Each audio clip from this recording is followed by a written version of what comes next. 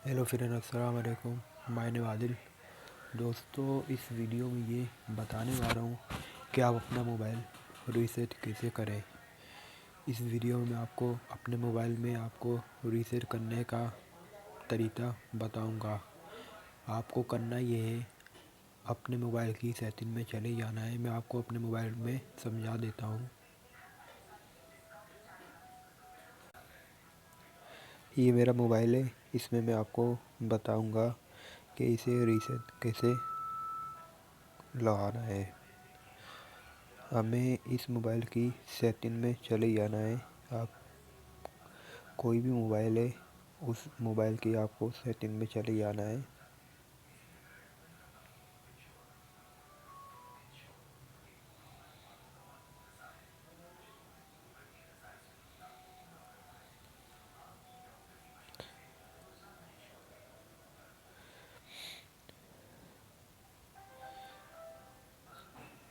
Mobile की setting में जाने के बाद आपको यहाँ से नीचे जाना है।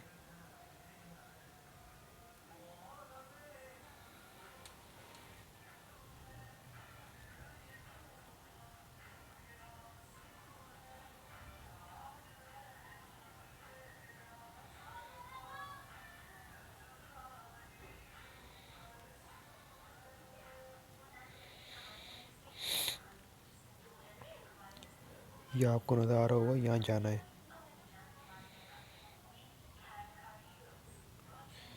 यहाँ जाने के बाद आपको सब में नीचे जाना है। यहाँ